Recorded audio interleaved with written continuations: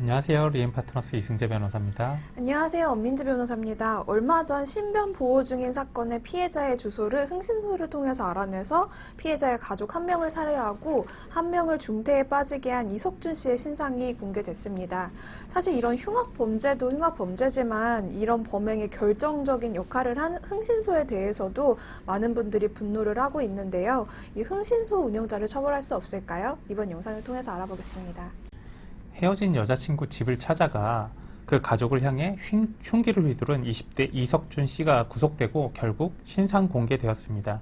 이 일로 인해 피해 여성의 40대 어머니가 숨졌고 10대 남동생은 중태에 빠졌는데요. 네, 더 놀라운 거는요, 이 범행 4일 전부터 피해자에 대해서는 경찰의 신변 보호 조치가 가동 중이었음에도 불구하고 이런 끔찍한 일이 일어났다는 겁니다. 예. 피해자는 교제 중인 이 씨에게 집 주소를 알려주지 않았는데도 불구하고 이 씨는 버젓이 집 앞에 나타났습니다. 경찰 조사 과정에서 이 씨는 흥신소를 통해서 피해자의 집 주소를 알아냈다고 진술했다고 합니다. 네, 그렇다면 결국 이 끔찍한 범죄는요, 흥신소가 불법적인 방법으로 피해자의 집 주소를 알아내줬기 때문에 발생했다라고도 볼 수 있을 텐데요. 흥신소는 그렇다면 처벌되지 않을까요? 예, 일단 이 씨가 흥신소를 통해서 피해자의 집 주소를 알아낸 것은 불법인데요. 그렇다고 하더라도 흥신소는 이 씨의 보복 살인 행위에 대해서는 책임을 지지는 않을 가능성이 높습니다. 많은 분들이 궁금해하실 수도 있을 것 같은데요. 만약에 흥신소 쪽에서 이 씨에게 집 주소를 알려주지 않았다면 이런 살인은 막을 수 있었을 것 같은데, 그렇다면 살인 범행 발생에 흥신소가 결정적인 역할을 한 건 아닐까요? 먼저 흥신소가 피해자의 동의를 받지 않고 개인정보에 해당하는 주소를 이 씨에게 넘긴 것은 개인정보보호법 위반에 해당하게 됩니다. 이 경우에는 5년 이하의 징역 또는 5천만 원 이하의 벌금에 처해질 수 있습니다.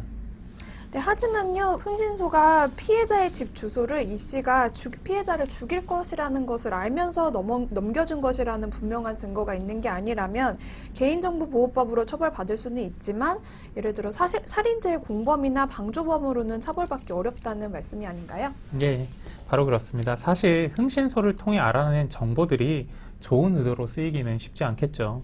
그렇다고 하더라도 흥신소가 전달한 정보가 결과적으로 어떠한 강력한 범죄로 이어졌다는 이유만으로 흥신소 담당자를 그러한 강력범죄의 공범으로까지 처벌하기는 어려워 보입니다.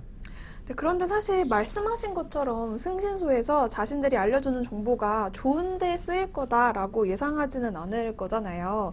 그렇다면 단순한 개인정보보호법 위반이라고 하더라도 좀 더 높게 처벌돼야 되는 게 아닐까요?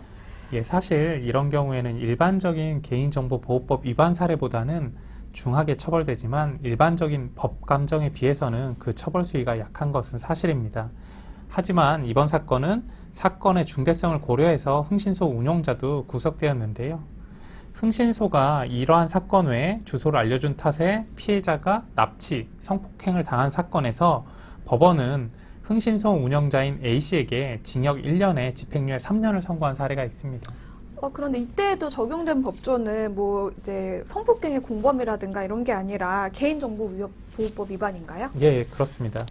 하지만 일반적으로요, 다른 사람의 개인정보를 단순하게 넘긴 개인정보보호법 위반 사건의 경우에 있어서는 무단으로 넘긴 개인정보 개수에 따라 다르기도 하지만 보통 소액의 벌금형이 선고되는 것에 그친다는 것을 감안한다면 개인정보보호법 위반 사건 치고는 징역형의 집행유예가 선고됐으니 상당히 처벌 수위가 높은 편이라 하겠습니다. 네, 법원에서는 흥신소 운영자인 A씨가 개인정보를 무단으로 제공해서 결과적으로 납치와 감금이라는 심각한 피해가 발생했다라고 하면서 판단 근거를 그때에도 밝혔다고 하네요. 지금까지 흥신소의 개인정보 무단 유출에 대해서 알아봤는데요. 도움이 되셨다면 좋아요와 구독도 부탁드릴게요. 감사합니다.